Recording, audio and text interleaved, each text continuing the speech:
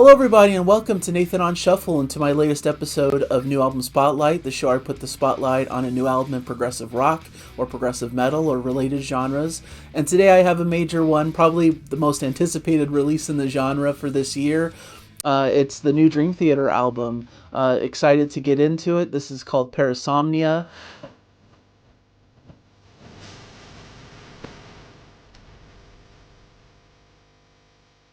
And it's out February 7th. And I am just thrilled with the record and really excited to give my thoughts about it in this review. Dream Theater is a band I've been following for quite some time. This is their 40th year in existence. They're basically the same age as me, so that's kind of cool. But I didn't come across them until the early 2000s, where I was getting into newer progressive rock. My dad had shown me like the classic prog, and I was really excited about it. But I also liked some of the newer, like alternative music. I was a fan of Tool and some of the newer bands at the time. So I stumbled across Dream Theater. At first, I wasn't too into it because I'm not really a metal guy, and I thought at least the album that I heard The Glass Prison was kind of my entry point into hearing their music, and I thought, oh, this is too metallic, too much like Metallica, in fact, or Iron Maiden, or something like that, and that just wasn't really my thing. I was more into just more classic rock and prog and maybe some more modern alternative kind of stuff, but metal was something that had eluded me at that point. But I heard so much praise for their album Scenes from a Memory that I felt like I had to listen to this album. It was getting so much positive reviews and so many people were falling in love with it. So I listened to it and it immediately clicked. Everything fell into place and I was immediately impressed with it. I love conceptual albums. I love how they really embrace the progginess on it, especially in some of those instrumental breakdowns. And it just made me into a super fan of the band, and I've been following them ever since. After that, I ended up picking up 6 Degrees of Inner Turbulence, which was the latest release at the time I was getting into the band, and fell fully in love with it all, metal included. And they were kind of my entry point into the metal world, so to speak, especially into progressive metal. So I'm really thankful to the band. They've been a constant companion. I obviously went back in their catalog and really picked up everything that they'd come out with and have been following the band very closely ever since. That's why it was particularly devastating to me after Black Clouds and Silver Linings came out. When Mike Portnoy left the band, it was a massive shock. I was really disappointed. I really loved Black Clouds and Silver Linings. It was one of my favorite Dream Theater albums. I think especially Nightmare to Remember and Count of Tuscany are 2 of their strongest, longer tracks. And so it was such a bummer, but it was tough at the time, but I was glad that Dream Theater were soldiering onwards. And I'm a big fan of all of the stuff, other side projects that Mike Portnoy is a part of, especially regarding Neil Morse, who's my favorite artist. So to hear that he was doing more stuff with Neil Morse Band, with, Transatlantic, Flying Colors, I wasn't too upset about that side of it, but I was sad for Dream Theater because it was such a classic lineup. It was so important to have Mike Portnoy in the fold for their sound that they developed over the years. And it was such a big question mark of how they'd sound post Mike Portnoy. And I actually really love A Dramatic Turn of Events. I think it was a fabulous record that showcased that the band was still powerful, still had their chops, has a lot of great epic tracks on it, and it was one of my favorite records at the time. So I was happy and relieved that they were able to continue forward with such a strong record. But since Dramatic Turn of Events, I feel like the albums have kind of wavered in quality, perhaps, not been the strongest releases, at least for my taste. Their self-titled record just didn't really connect with me totally. There were parts of it that I liked and enjoyed in certain tracks, but just overall it didn't really grab me and proved to be very memorable. The Astonishing was kind of a swing and a miss for me, at least initially. When I first heard it, I was totally confused about it because it just didn't sound like Dream Theater at all. And they really embraced this kind of musical theater aspect. Some people could even say it sounds like Disney-ish in sections, but there are some cool parts, and it's grown on me over time, and I really like that they were ambitious and attempted this big, sprawling concept record. So it's kind of become endearing over time, but it never really struck me as like their classic material. And then Distance Over Time and A View from the Top of the World have been solid, but unmemorable. When I listen to them, I enjoy the experience, and I think there's a lot of cool sections, and of course their playing, as always, is top-notch, and they're just brilliant at what they do, technically. but for some reason, just nothing really stuck with me. And I consider these past records to not be very distinctive. Like the tracks on them could be somewhat interchangeable, and you could fool me by saying this was on a different album, and it just I can't really keep track of what belongs on what albums, because I feel like the albums in this Mangini era, aside from the Astonishing, just don't have their own distinctive feel and vibe. Whereas the albums with Mike Portnoy, even if they weren't conceptual albums, they felt like they fit within this kind of distinctive framework to create a cohesive project that had a specific style and sound to it. And I think that's a big piece of what Portnoy brings to these albums, to these projects, and what he brings to this new record, Parasomnia. I was really thrilled to see Portnoy back in the band. Maybe a bit of a mixed feeling, because I really love, like I said, all of his side projects, his work with Neil Morse, and I was worried that was going to go on the back burner, or he would just quit those groups altogether, which hasn't really been the case, but basically he's been fully focused on Dream Theater and not really working on any of these other side projects. So a little bit worried about that. And when the singles were first coming out, I'm like, does this really sound much different than the Mangini era?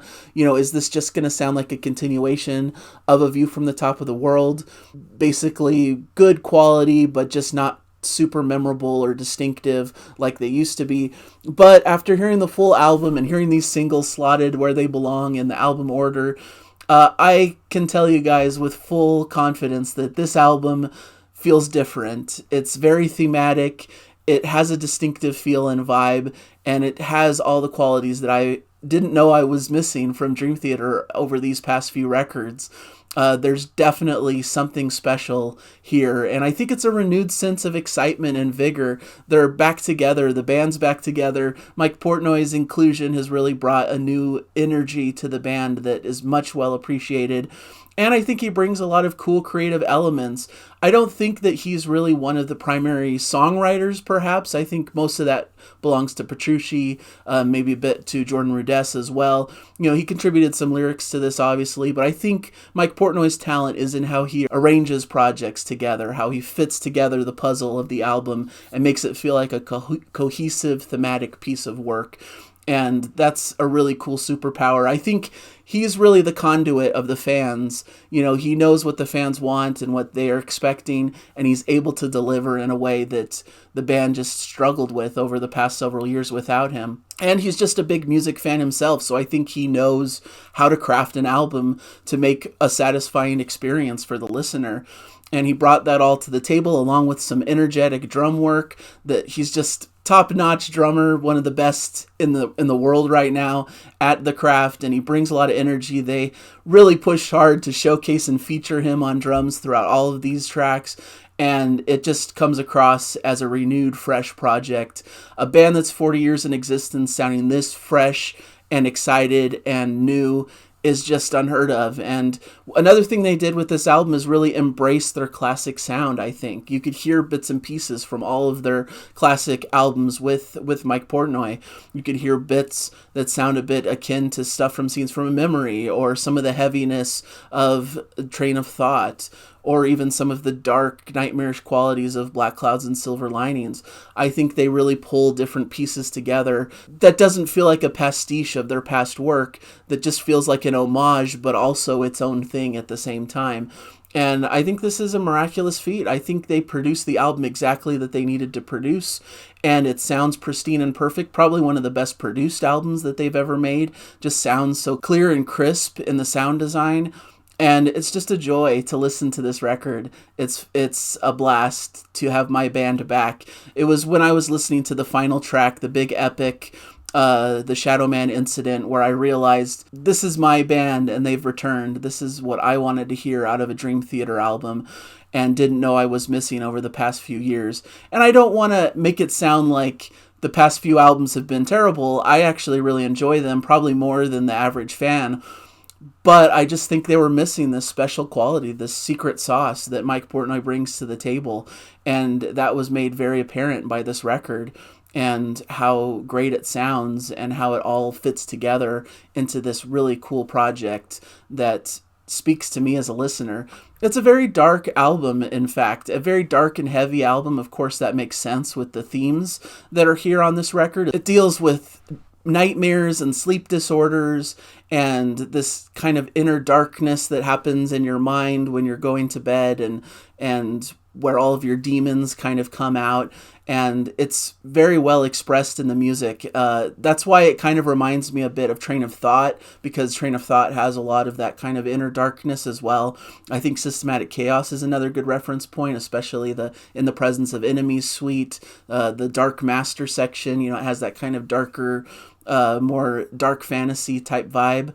And Black Clouds and Silver Linings, especially A Nightmare to Remember, has a lot of that dark vibe, but it's all still fun to listen to. That's kind of the cool trick that they do, is they create very dark music, often with very dark themes, but they infuse it with their sense of fun and adventure in some way. You know, they bring these cool high-flying instrumental sections that really excite you, that bring new elements, that capture different things and show off their technical abilities in a very exhilarating way for the listener. And there's plenty of those moments throughout this record. So many great extended instrumental sections. You know, it starts with an extended instrumental section with In the Arms of Morpheus, which is basically a big sprawling overture that lets you know some of the main themes you're going to be hearing on the record and gets you into this vibe and this feel that permeates throughout the record itself. Really cool. It starts with kind of city noises and a person drifting off to sleep and kind of a dark lullaby theme played on acoustic guitar and piano that morphs into this more sinister feel before we get these dark 8-string guitar riffs and blaring alarm clock sounds, Portnoy's crazy drumming underneath, and you get this kind of cinematic feel throughout the record, really. It's a very cinematic record.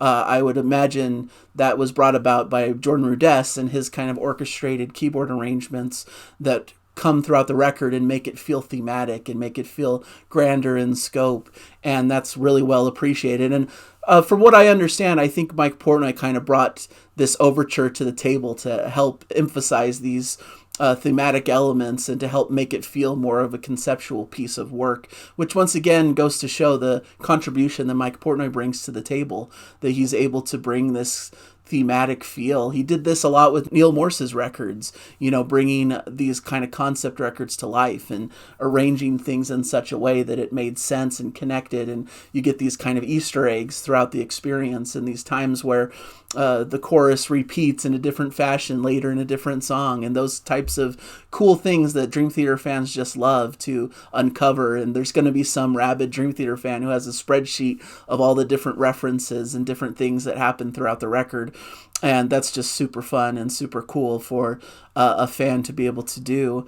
And I think that's what Mike Portnoy brings to the table, because he knows the fan experience. He wants the fans to have this fun time listening to the record and uncovering the hidden layers, because Mike Portnoy, as a listener, as a fan of many bands that do this kind of thing, knows how fun that experience is in reality. So it's an incredible record. I am just supremely happy with it. When I first heard the singles, I was a little skeptical, like I mentioned, but they fit well within the album itself, and they brought new life once I heard them in the track order. Night Terror is just kind of a perfect first track for them to release to showcase that this is the new iteration of Dream Theater. It's about the oppressive weight of nightmares. It has these kind of slow driving riffs that increase in ferocity, and they introduce lots of kind of cool different shifts in the time signatures and in the grooves. As it goes throughout, there's a great catchy chorus that Labrie sings fantastically. I love the kind of contrast between this soaring chorus and some of these harder, heavier, riff-laden sections. I love the tricky extended instrumental section, which gives me Nightmare to Remember vibes. The unison guitar keyboard soloing is awesome. I love the soaring guitar solo as we're led back into the main chorus. It's just a really solid, great Dream Theater track, sort of like the Alien on A View from the Top of the World, but done with a bit more energy and verve and spirit, with Mike Portnoy's over-the-top drumming prowess, just really bringing something special to the table. A Broken Man talks a bit about the fragility of the human psyche, about like things like PTSD and the nightmarish echoes of that condition. There's some really cool heavy beats and riffs and dark orchestration that opens this up in a somewhat bombastic fashion. Very dark metal, harder feel to this one.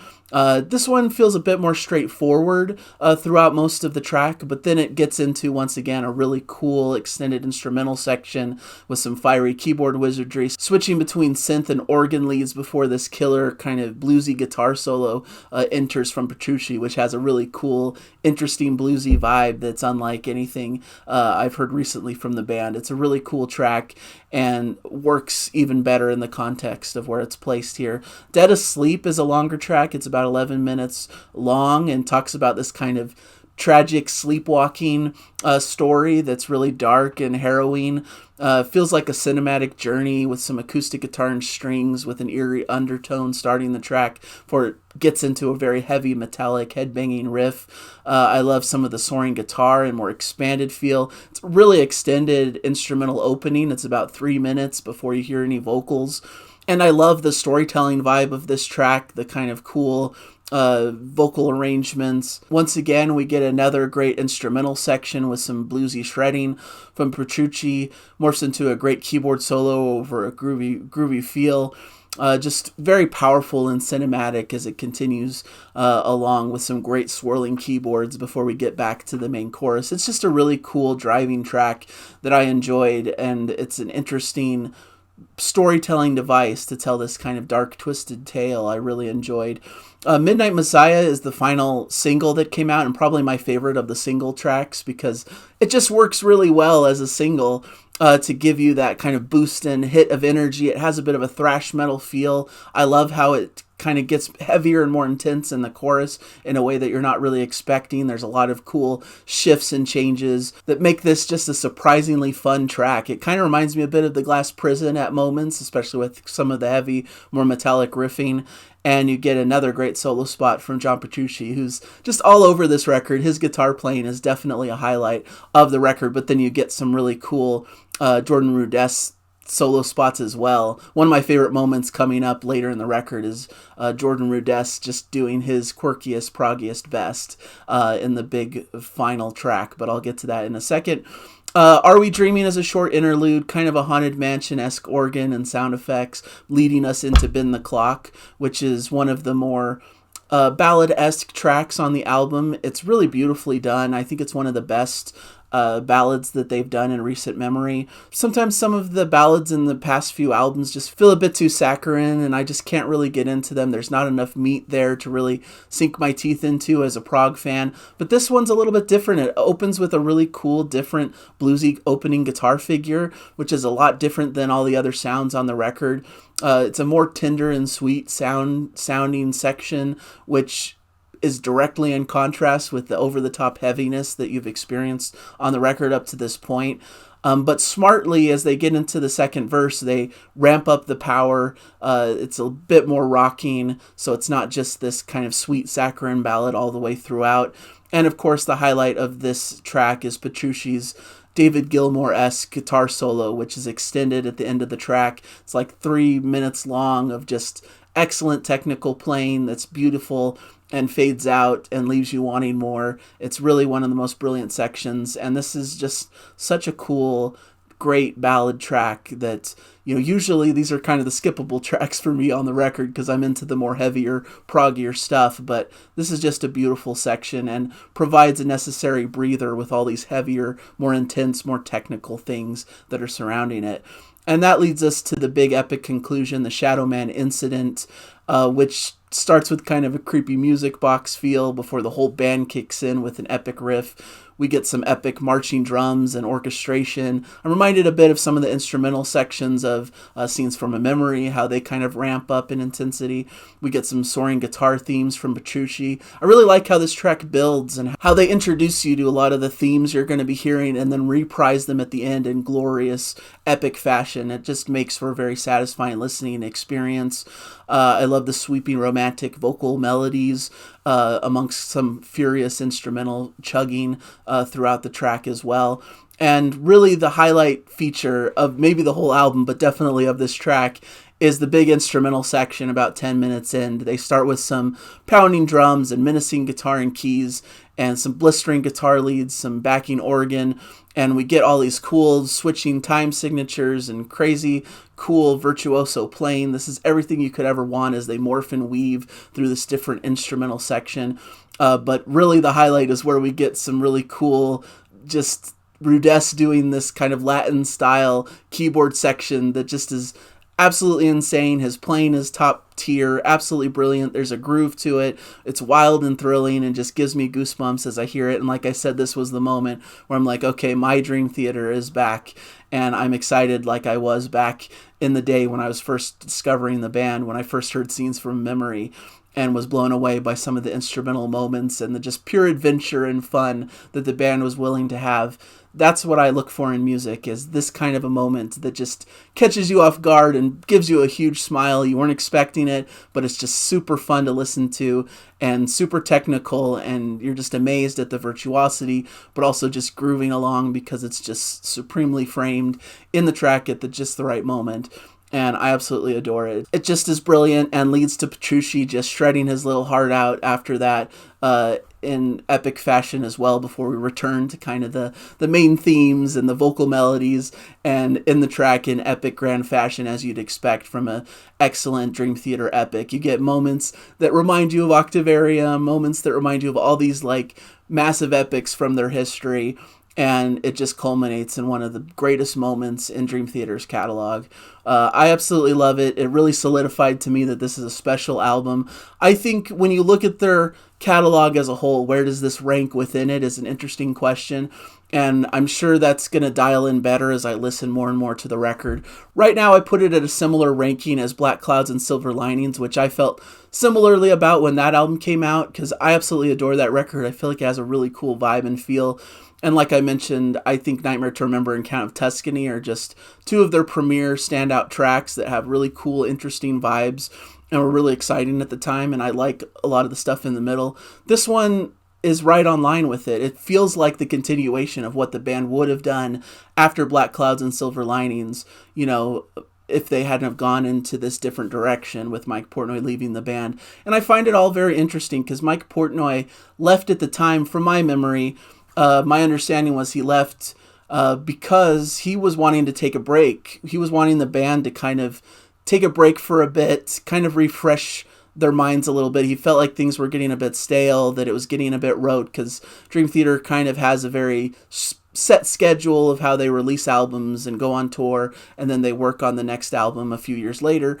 And he thought, you know, let's take a break and go off and do our own different creative projects and come back refreshed for a new record.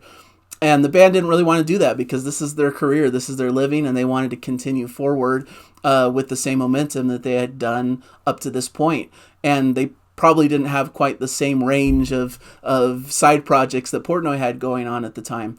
But this album kind of proves that Portnoy had a point, right? That it helped for them to have this creative refresh, for Portnoy to step away and work on other projects before he came back into the fold and was able to contribute to this record with a fresh perspective and bringing something really exciting and new and fun that hasn't been heard in a Dream Theater record for at least 15 years, if not longer. So love this record. I think it's in contention for the best record of the year already. I just think it fits together perfectly well. I worry that people are going to go in with too high of expectations and inevitably will express disappointment that it wasn't like the next Scenes from Memory or this like landmark album in their catalog. It's a super solid album if you go in with the right expectations, if you understand where they're coming from, that this is a band 40 years into their existence. You know, they're not going to make some wild shift. They're going to do exactly what sounds like Dream Theater, and they're going to just make the most polished, pure version of that. And I think they succeeded on every level. This is a brilliant album, and I'm very grateful for the band for producing it and giving me something that I can enjoy for many years to come. So thank you guys for joining me for this episode. Hopefully you appreciated the review. Hopefully you enjoy the album when you're able to listen to it. And I'm excited to continue talking about it, to continue listening to it, and we'll see what comes out next to challenge it. But right now it's kind of at the the top position for the year, best album so far. We're early days into the year, so there's a lot of opportunity for things to knock it off the top pedestal here. But we'll see how it goes. So thank you guys so much, and hopefully you'll join me in future episodes. Enjoy the music, everybody.